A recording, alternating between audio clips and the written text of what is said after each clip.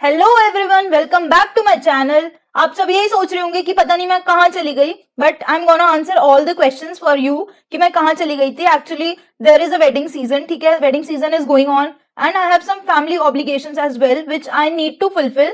इसलिए मेरा जो ये वाला जो चैप्टर था जो हमारा खत्म हो जाता, ये खत्म हो जाएगा। बहुत छोटा चैप्टर है, मैंने पूरा सब चीज बना लिया था इसमें, बट वीडियो शूट करने का मेरे को टाइम नहीं मिला, तो अब मैं शूट कर रही हूँ ये video. So today we are on 52, अपना जो 52 डे है हमारा उस पे हम, ठीक है। So welcome back 52 of our 52 day challenge. Oh sorry, no 52 day challenge नहीं, welcome back to my channel. और हम शुरू करते हैं अपनी 52 दिन की जो 90 डे का हमारा चैलेंज है, ठीक है। हम अपना न्यू चैप्टर शुरू करने वाले हैं आज के दिन, which is your case study in portfolio management institutional. ये है हमारा सॉवरेन वेल्थ फंड वाला। अब इसमें कंफ्यूज होने की जरूरत नहीं है। अगर किसी भी कैंडिडेट का, लेवल 3 कैंडिडेट का, अगर किसी ने भी पोर्टफोलियो मैनेजमेंट लिया तो उसमें भी लास्ट चैप्टर में एक केस स्टडी दी हुई है, इंस्टीट्यूशनल लिखा हुआ है उसमें भी सेम। बट जो ये वाली जो सबका कॉमन है पोर्टफोलियो कंस्ट्रक्शन सब्जेक्ट, उसमें जो ये वाली रीडिंग है ना, इसमें ये सॉवरेन वेल्थ फंड के ऊपर पूरा फोकस करके बनाई हुई है। तो इसमें फर्स्ट में इन्होंने सिर्फ इंट्रोडक्शन दिया हुआ है, सेकंड में कुछ मतलब लिक्विडिटी और ये सब चीज दी हुई है, थोड़ा थ्योरी जो हम पहले ऑलरेडी कर चुके हैं, और फोर्थ में इन्होंने पूरी एक केस स्टडी दी हुई है जिसमें कि सॉवरेन वेल्थ फंड, हम एक रिस्क एनालिस्ट की तरह काम कर रहे हैं, ठीक है, एक और सॉवरेन वेल्थ फंड के अलग अलग रिस्क फैक्टर्स और रिस्क पैरामीटर्स को देख रहे हैं, ठीक है। तो इसमें जो केस स्टडी होगी वो मैं पूरा कवर नहीं कर रही, बट जो थ्योरी पोर्शन है वो मैं कवर कर रही हूँ, क्योंकि जो उसका केस स्टडी है ना उसको पूरा मैं कैसे, मतलब बहुत उसमें ना बहुत ज्यादा मुझे समझ नहीं आ रहा था मैं उसको कैसे पोर्ट्रे करूं, पर उसको रीड कर लेना, सिर्फ रीडिंग के लिए ही है वो, ठीक है। और बाकी जो थ्योरी पोर्शन है मैं वो उसको अभी करा देती हूँ। और so without wasting much of a time, let's get started. ज्यादा लंबी नहीं करते वीडियो, स्टडी सेशन बहुत छोटे हैं दोनों वीडियो के। Let's get started. तो हम शुरू कर रहे हैं अपना न्यू चैप्टर जिसका नाम है हमारा case study in portfolio management, ठीक है। पोर्टफोलियो मैनेजमेंट की जो केस स्टडी है हम वो देखेंगे, और हम देख रहे हैं, हम किसकी देख रहे हैं, सॉवरेन वेल्थ फंड की केस स्टडी देखेंगे। These are all the learning objectives which we will be looking in this video. First मैंने इसलिए स्किप कर दिया क्योंकि फर्स्ट में इंट्रोडक्शन है और कुछ नहीं उसमें लिखा हुआ है, बस यही लिखा हुआ है कि हम इस चैप्टर में क्या क्या पढ़ेंगे, तो मैंने उसको मेंशन नहीं किया। तो सेकंड हमारा है financial risk face by institutional investor. Risk कौन कौन से होते हैं, रिस्क तो बहुत तरह के होते हैं, बट फाइनेंशियल जो रिस्क है वो कौन कौन से जो इंस्टीट्यूशनल इन्वेस्टर्स हैं उनको फेस करना पड़ता है। अगर हम देखें ये रिस्क नहीं है, बट इसमें एक बोल रहे हैं कि लॉन्ग टर्म पर्सपेक्टिव। हमें सबको पता है कि एक जो इंस्टीट्यूशनल इन्वेस्टर्स होते हैं उनका होता है बहुत लंबा होराइजन होता है, तो लंबे होराइजन होने के वजह से हम उनको लिक्विडिटी की भी इतनी नीड नहीं होती। टाइम होराइजन लंबा है उनका, ठीक है, टाइम होराइजन बिग है, बिग नहीं है मतलब time horizon is lengthy, big नहीं, ठीक है। और फिर इनका जो लिक्विडिटी की नीड है वो भी कम हो जाती है, ठीक है, लिक्विडिटी नीड इज लेस। अब इस सिचुएशन में हमें सबको पता है कि कौन से एसेट ज्यादा यूजफुल होंगे।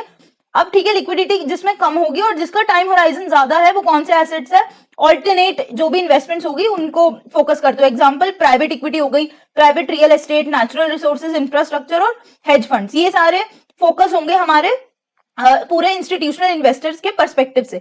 बट अब हम देखने जाएंगे कि जो इन सबके जो रिस्क है, क्योंकि हमें पता है कि ज्यादा प्रोपोर्शन जो होगा private equity, hedge fund, natural resources, इन सब पे फोकस होगा, बट इसमें क्या फाइनेंशियल रिस्क आ सकते हैं किसी भी इंस्टीट्यूशनल इन्वेस्टर को, हम वो देखेंगे। तो अब हमें पता है कि दे आर एबल, ठीक है, कि वो इन्वेस्ट कर सकते हैं इन सारी एसेट्स में। तो रिस्क मैनेजमेंट जो होता है ना, risk management for long term institutional investors should primarily be concern with the events that में jeopardize in organization's ability to meet its long term objectives। इनका मेन फोकस गोल क्या है कि लॉन्ग टर्म ऑब्जेक्टिव जो भी उनके हैं वो कवर हो सके, तो हम उस पर ही ज्यादा फोकस करेंगे कि उससे रिलेटेड क्या रिस्क होते हैं। डायमेंशंस हम देखते हैं कि क्या क्या हम किस किस डायमेंशंस में रिस्क मैनेजमेंट को देखेंगे। सबसे पहले तो टॉप डाउन, सबको पता है टॉप डाउन और बॉटम अप क्या होता है। टॉप डाउन मतलब जब हम एक अपर लेवल से लोअर लेवल की तरफ देखते हैं। एग्जाम्पल, हम पहले कंट्री का रिस्क देख रहे हैं, कंट्री का भी नहीं, चलो ग्लोबल रिस्क देख रहे हैं, फिर हम कंट्री स्पेसिफिक रिस्क देख रहे हैं, फिर हम इंडस्ट्री स्पेसिफिक, मैं लिख भी देती हूँ यहाँ पे ग्लोबल, फिर हो गया हमारा कंट्री, ठीक है, और फिर हमारा हो गई इंडस्ट्री या सेक्टर, फिर हमारा कंपनी। इसको हम बोलते हैं टॉप डाउन अप्रोच, ठीक है, टॉप डाउन, ऊपर से हम नीचे की तरफ आ रहे हैं। बट अगर मैं बॉटम अप की बात करूं तो बॉटम अप इज लाइक उल्टा, ठीक है, जब हम बॉटम अप, ठीक है, जो भी वर्ड पहले आएगा उसके ही पहले हम उसको देखेंगे। फिर पोर्टफोलियो लेवल रिस्क और एसेट स्पेसिफिक रिस्क। अब इसका मैं बताती हूँ इसमें हम कैसे, क्या है इसमें, जस्ट अ सेकेंड इसको इरेज कर देती हूँ। हाँ, तो इसमें ये बोल रहे हैं पोर्टफोलियो लेवल रिस्क क्या होता है कि हमने मैं एक अगर पोर्टफोलियो मैनेजर हूं, मैं बोल रही हूँ कि मेरा जो पोर्टफोलियो है उसका रिस्क मैं बोल रही हूँ कि 20% होना चाहिए, ठीक है, 20% होना चाहिए। तो ये क्या हो गया पोर्टफोलियो लेवल पे जब मैं एक रिस्क की बात कर रही हूँ। तो फिर उसके बाद एसेट स्पेसिफिक क्या हो गया, एसेट क्लास एग्जांपल मैंने इक्विटी ले रखी है, तो इक्विटी का कितना रिस्क बोल रही हूँ मैं उसको बोल रही हूँ, ठीक है।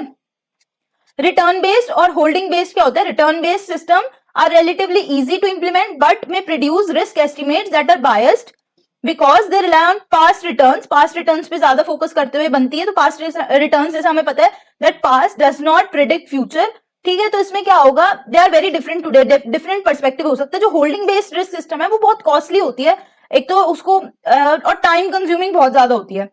एब्सोल्यूट और रिलेटिव रिस्क की टर्म क्या होती है, एब्सोल्यूट मतलब हम जब ये बोल रहे हैं कि इस पोर्टफोलियो का रिस्क 20% है, रिलेटिव रिस्क मैं क्या बोलूंगी 20% नहीं बोलूंगी, मैं ये बोलूंगी से अगर 20% ही बोलना है तो मैं ये बोलूंगी कि ये जो पोर्टफोलियो का रिस्क है इट इज जो portfolio risk is 20% more than the benchmark. अगर ये बेंचमार्क है मेरा पूरा पोर्टफोलियो तो मैं ये बोलूंगी कि बेंचमार्क से 20% ज्यादा है मेरा पोर्टफोलियो का रिस्क। और अगर मैं एब्सोल्यूट बोल रही हूँ तो मैं बोल रही हूँ कि हाँ चलो पोर्टफोलियो का जो रिस्क है वो 20% है, दोनों में डिफरेंस है।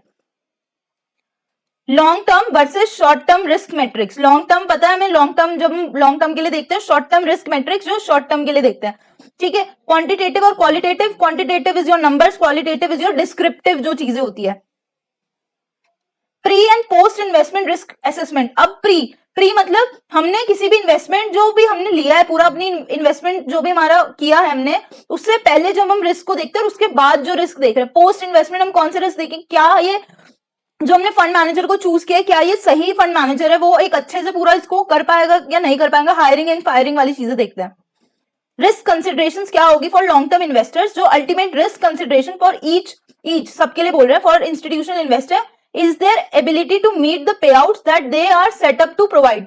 जो भी इसका अल्टीमेट रिस्क यही होगा कि जो भी जिसके लिए पोर्टफोलियो बना है पूरा, जो उसमें से पे आउट्स आएंगे कि क्या वो पे आउट्स आ पाएंगे, मतलब टाइमली आ पाएंगे, उस क्या वो पोर्टफोलियो एबल है जो काम जो गोल है उसका वो कर पाएगा उसको पूरा। जो रिस्क है is largely affected by how overall investment portfolio performs over time. On the one hand a very low risk, अगर लो रिस्क होगा तो चलो रिस्क कम है बट वो मीट करने में जो गोल है पे आउट्स का वो एबल नहीं होगा। अगर रिस्की है ज्यादा तो बहुत ज्यादा क्या होगा, रिस्की और इलिक्विड पोर्टफोलियो की वजह से हाई एक्सपेक्टेड रिटर्न्स तो आ जाएंगे लॉन्ग टर्म में, बट शॉर्ट टर्म में बहुत ज्यादा वॉलिटिलिटी देखने को मिल सकती है। Long term institutional investors aim to strike the balance between these two extremes in designing their investment policy and strategic asset allocation. तो ये ज्यादा रिस्की भी नहीं लेते और मतलब ये भी नहीं लेते कि ये कुछ अपने जो उनके गोल्स है वो पूरे ना हो पाए, ऐसा भी नहीं करते। द मेन रिस्क क्या है कि insufficient liquidity during a significant market downturn to meet their obligations and rebalance their portfolios. This is your major जो रिस्क है इनका। Liquidity needs increase in a crisis while the sources dry up. Liquidity needs मतलब जब जरूरत, सबसे ज्यादा मेरे को जरूरत है किसी भी प्राइस जिसे किसी भी कैश की, तो वो मेरे पास अवेलेबल नहीं है क्योंकि मेरी जो ऑलरेडी जो पोर्टफोलियो वो डाउन में चली जाएगी। तो जो उसका फंड मैनेजर होगा जो ऑल्टरनेट जैसे हेज फंड मैनेजर है वो बिल्कुल मेरे को अलाउ नहीं करेगा कि मैं वहां से उधर से पैसे निकाल सकूं। और सोर्सेज ऑफ लिक्विडिटी क्यों ड्राई अप हो जाएगी, क्योंकि जब भी मार्केट डाउन में चलेगी तो हेज फंड्स क्या होंगे, क्योंकि सबको पता है कि जब भी मार्केट डाउन में होती है ना इस टाइम पे वेल्थ बनती है, ठीक है। ये सब हमेशा याद रखना, जब भी मार्केट डाउन में होगी तब सबसे ज्यादा लोगों की वेल्थ बनती है, क्योंकि हमारा ये जो बहुत अच्छे फंडामेंटल स्टॉक्स है वो हमें डिस्काउंट पे मिल रहे हैं। जैसे एग्जांपल H&M हो गया, ज़ारा हो गया, इन पे जब जैसे डिस्काउंट लगती है तो भीड़ लग जाती है, वैसे ही हमें एक डिस्काउंटेड प्राइस पे अच्छे स्टॉक्स मिल रहे होते हैं। तो जो फंड मैनेजर्स होते हैं वो कोशिश करते हैं कि फटाफट से हम वहां पे वेल्थ एक्यूमुलेट कर लें, बट वहां पे जो सोर्सेज होते हैं वो भी बहुत कम हो जाते हैं और नीड्स बहुत ज्यादा इंक्रीज हो जाती है। This risk increases as institutional investors allocate more to illiquid assets, क्योंकि इलिक्विड एसेट में बेस्ट चल जाते हैं तो सोर्सेज तो वो पैसे कहां से लेके आएंगे फिर। The combination of financial losses and not being able to meet cash flows और rebalance the portfolio because of insufficient liquidity can become a matter of survival, ठीक है। Managing this risk is very important for institutional investors. अब इसमें बोल रहे हैं कि अलग अलग तरह के डिफरेंट इंस्टीट्यूशनल इन्वेस्टर्स ले रखे हैं। पेंशन फंड हो गया, सॉवरेन वेल्थ फंड हो गया और endowments and foundations. Banks and insurers को हम इसमें इनको एक डिफरेंट ट्रीट कर रहे हैं, क्योंकि इनकी अपनी ही मतलब अपनी रिस्क मैनेजमेंट अलग होती है। थोड़ा ये एसेट लायबिलिटी मैनेज करके चलते हैं, इसलिए इनको नहीं कंसिडर कर रहे हम इसमें अभी। तो पेंशन फंड का मेन ऑब्जेक्टिव क्या होता है कि provide retirement income to plan participants. Sovereign wealth fund का क्या होगा कि फ्यूचर और जो हमारी करंट जो जनरेशन है उनके लिए वो सारे एसेट्स प्रोवाइड कर सके। इंडाउमेंट्स का क्या होगा, फाइनेंशियल सपोर्ट प्रोवाइड कर सके परपेचुइटी तक, जिसको भी ये कर रहे हैं, जो भी कोई अगर हॉस्पिटल या स्कूल्स को ये फंड कर रहे हैं। तो इनका की रिस्क कंसिडरेशन क्या होगा कि रिटायरमेंट के लिए वो जो प्लान कर रहे हैं वो ही ना हो पे आउट। सॉवरेन वेल्थ फंड का क्या होगा कि वो प्रोवाइड ही ना कर पाए financial support to the government. Endowments और उसका क्या होगा, फाउंडेशन का, वो प्रोवाइड नहीं कर पा रहे फाइनेंशियल सपोर्ट। तो अब इनकी जो लिक्विडिटी नीड्स की अगर मैं बात करूं तो आउटफ्लोज क्या क्या होंगे, पेंशन पे आउट्स होगी, ठीक है, और क्या क्या ये सारे पे आउट्स जितने भी होंगे आउटफ्लोज होंगे। इनफ्लोज क्या है, कॉन्ट्रीब्यूशन वगैरह। कैपिटल कॉल्स, ये इनकी लिक्विडिटी की नीड्स है कि इनको कब कब जरूरत पड़ती है। एक तो आउटफ्लो पे, कैपिटल कॉल्स पे, third is your portfolio rebalancing पे। वही इसका उल्टा कर रखा है, तो डिस्ट्रीब्यूशन करनी पड़ेगी जब जो पैसे, लिक्विडिटी के सोर्सेज क्या है और लिक्विडिटी की नीड्स क्या है, ये दोनों, ठीक है, देख लेना। इसमें इतना कुछ इंपॉर्टेंट नहीं है एक्सप्लेन करने लायक। पोर्टफोलियो रीबैलेंसिंग के लिए पैसों की जरूरत पड़ती है, लिक्विडिटी की नीड पड़ती है। लिक्विडिटी के सोर्स कहां से आएगी, जो भी इन्वेस्टमेंट इनकम या फिर प्रोसीड्स होगी फ्रॉम जो एसेट सेल कर रही है institutions. Risk associated with illiquid assets में क्या होगा, higher expected return of these asset classes comes at a cost. सबको पता है कि कम्स एट अ कॉस्ट, और इसकी कॉस्ट क्या है, liquidity that are typically subject to drawdown structure. Drawdown structure क्या होता है, हमें पता है कि इसमें ना ये मैं पहले भी बता चुकी हूँ, जो कमिटेड कैपिटल होता है, कमिटेड कैपिटल अगर मैंने बोल रखा है कि मैं 100 करोड़ जो है अपने किसी भी ऑल्टरनेट इन्वेस्टमेंट में लगा रही हूँ, तो ये मेरा हो गया कमिटेड कैपिटल, ठीक है। बट जो फंड मैनेजर है, अब वो एकदम से पूरे 100 करोड़ नहीं मांग लेगा। मान लो सपोज उसने पहले मेरे से 25 CR मांग चुके हैं फर्स्ट ईयर में, ठीक है, ये हो गया मेरा इन्वेस्टेड कैपिटल, ये है मेरा कमिटेड कैपिटल, कमिट जो कर चुकी हूँ मैं। अभी बच रहा है 75%। अब ये बोल रहा है इसका कोई स्कीम हो सकती है कि, और ये भी नहीं है कि वो पर्टिकुलरली अगर एक साल में 25 मांगे तो अगले में भी 50 मांगेगा वो, या अगले में 25 ही मांगेगा, टोटल 50 हो गए, उसमें वो कुछ भी मतलब 75 भी मांग सकता है, पूरे 100 जो भी बचे हैं वो भी मांग सकता है, ऐसा भी हो सकता है। तो ठीक है, इसका कुछ वो नहीं होता कि मतलब कोई एक वो हो कि यही एक फिक्स्ड है, फिक्स अमाउंट भी नहीं है और वो कभी भी मांग सकते हैं, कोई फिक्स शेड्यूल नहीं है। तो इसकी वजह से ये भी एक केस है, जो ये एक कॉस्ट है, ठीक है। Where committed capital is called at unknown schedule and investors receive profits at unknown schedule. Profits भी अननोन उसमें टाइमिंग में मिलते हैं। As a result, investors need to hold sufficient liquid assets to meet their capital calls, ठीक है। Cash flow modelling क्या होगी, they are subject to drawdown structure, ये मैं बता चुकी।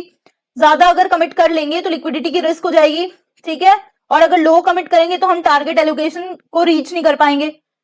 और इसमें और क्या प्रॉब्लम है, रिस्क है ये सिर्फ, cash flow modelling. Second is your smoothening behaviour. सबको पता है कि जो ऑल्टरनेट एसेट्स है वो ज्यादा फ्रीक्वेंटली ट्रेड नहीं होते, तो उसमें क्या करते हैं हम, स्मूथ करते हैं उसकी जो रिटर्न्स है, उसको स्मूथ करने की वजह से हम क्या क्या यूज करेंगे, प्रॉक्सीज यूज करते हैं। प्राइवेट एसेट क्लास, जो पब्लिक एसेट क्लास, जो भी मेरी पब्लिक मार्केट की प्रॉक्सीज होगी वो मैं यूज करूंगी इन रिलेशन टू और in replacement to private asset classes, या फिर मैं यूज करूंगी अनस्मूथ करूंगी डेटा।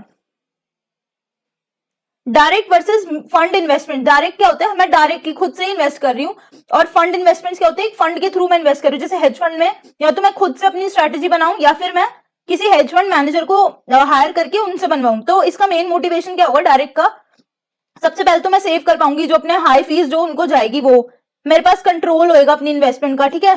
कोई अनफंडेड कमिटमेंट्स नहीं है, मैं अपनी मर्जी से मैं ज्यादा अच्छे से लिक्विडिटी मैनेज कर पाऊंगी। जब मेरे को प्रॉफिट चाहिए मैं तब ले लूंगी, तब मेरे को उसमें पैसे डालने में तब पैसे डाल दूंगी। बट इसका डिसएडवांटेज भी ये है कि मेरे को डेडिकेटेड और एक्सपीरियंस्ड इन हाउस टीम रखनी पड़ेगी। डिफिकल्ट हो जाएगा मेरे को डाइवर्सिफाई करना portfolio cross geography and industry because of the home bias जो होता है। अब इसमें बोल रहे हैं हम मैनेज कैसे कर सकते हैं लिक्विडिटी रिस्क को। हम सबसे पहला इसमें 5 चीजें हैं जिसकी वजह से हम मैनेज कर सकते हैं रिस्क को। फर्स्ट स्टेप है इस्टेब्लिश करना लिक्विडिटी रिस्क पैरामीटर्स, मतलब एक पूरे पोर्टफोलियो का मैं रिस्क बता दूं कि कब कितना परसेंटेज ऑफ एसेट्स हमें लिक्विड करने पड़ेंगे, जो लिक्विड हो सकते हैं, हमें मिल सकते हैं, available on a daily and monthly basis. It is typical for institutional investors to have internal guidelines or bands around the sum of invested capital and uncalled commitments as a percentage of total assets. इनको एक percentage भी band की तरह एक जो range होता है वो रखना पड़ेगा। In addition to such bands they may have automatic or semi automatic escalation triggers such as reducing commitments to illiquid asset classes or even actively seeking to reduce investments through secondary sales once the sum of investment capital plus uncalled commitment reaches a certain level। ठीक है, सबसे पहले इसमें बोल रहे हैं एक तो हमें ये पता होना चाहिए कि कितने परसेंटेज ऑफ एसेट मेरे डेली उस पे लिक्विड हो सकते हैं, मंथली पे हो सकते हैं। फिर हमें एक रेंज बनानी पड़ेगी और इसके अलावा हमें automatic or semi automatic escalation triggers रखनी पड़ेगी। ट्रिगर मतलब कि जैसे ही कुछ ऐसे मार्केट में कुछ होता है तो मैं फटाफट से कौन सी ऐसी एसेट्स है जो मैं लिक्विड कर सकती हूँ। सेकंड है हमारा असेस करना liquidity of the current portfolio and how it evolves over time. मेरे को एक सिमुलेशन करनी पड़ेगी कितना मेरा जो करंट पोर्टफोलियो कितना लिक्विड है, प्लस अगर कोई डाउन टर्न आता है तो वो लिक्विडिटी कैसे चेंज हो जाती है। थर्ड मेरे को करना पड़ेगा, डेवलप करना पड़ेगा cash flow model. Cash flow model क्या होता है, जिसमें इनफ्लो कितनी होगी, आउटफ्लो कितनी होगी वो बताते हैं, प्रोजेक्ट करते हैं future expected cash flows. Put करना पड़ेगा stress liquidity needs and cash flow projections. अगर मार्केट बुरी हुई तो कितनी लिक्विडिटी की क्या कैश फ्लो की क्या प्रोजेक्शंस होगी, कितने आउटफ्लो कितने इनफ्लो होगी, अच्छी हुई तो क्या होगी, साइडवेज गई तो क्या होगा। इमरजेंसी का प्लान मेरे को रेडी रखना पड़ेगा अपने लिए। ठीक है, अभी पूरा एक डायग्राम था, ये लेवल 1 में हम देख चुके हैं। ठीक है, इसको मैं एक्सप्लेन करती हूँ इन नेक्स्ट स्लाइड। तो नेक्स्ट स्लाइड में है कि जो बोर्ड होता है ना वो क्या करता है, ओवरऑल रिस्क टॉलरेंस बताता है of the organisation that is consistent with its objectives and constraint. जो बोर्ड होगा वो पूरा डिसाइड करेगा क्या रिस्क इसके, कितना रिस्क टॉलरेंस है, कितना ऑब्जेक्टिव्स को वो अचीव करने में हेल्पफुल होगा। रिस्क टॉलरेंस हम एसेट ओनली या फिर एसेट लायबिलिटी टर्म्स के उसमें एक्सप्रेस कर सकते हैं। टिपिकल रिस्क मेजर्स हो गए, वॉलेटिलिटी हो गया, मैक्सिमम ड्रॉडाउन कितना हो सकता है, वैल्यू एट रिस्क हो गया, कंडीशनल वैल्यू एट रिस्क हो गया। ठीक है, इन एडिशन बोर्ड क्या करता है, प्रूव करता है additional risk parameters, limits, requirements, guidelines that are codified in IPS. IPS में सब लिखा होता है। May also include liquidity risk parameter, सब पूरा एक्सप्लेन करा होता है। बहुत ईजी चैप्टर है, कुछ भी नहीं है इस पूरे चैप्टर में, ये हम सब पहले ही देख चुके हैं। ठीक है, मैनेजमेंट बोर्ड ने चलो ये सब चीजें बना दी, एक ओवरऑल एक पूरा क्या होता है एक प्लान सेटअप कर देता है बोर्ड। तो मैनेजमेंट क्या करता है, वो एग्जीक्यूशन का काम करता है। बोर्ड को हमेशा याद रखना, it is like a government जो प्लानिंग करती है, और मैनेजमेंट कौन हो गए, जो ब्यूरोक्रेट्स होते हैं वो। इन्वेस्टमेंट टीम क्या करेगी, अब वो स्ट्रेटेजिक एसेट एलोकेशन करेगी, कितना एसेट्स क्या, वो सारी सब चीज इंप्लीमेंटेशन सब चीज वो देखेगी अब कि हमें एसेट्स कैसे मैनेज करना है, इंटरनली करना है, एक्सटर्नली करना है, कैसे हम किस एसेट्स में अपने पैसे डालने हैं, कितना रिटर्न आएगा, कितना रिस्क आएगा, ये सब। It is responsible for managing and monitoring the risk. ठीक है,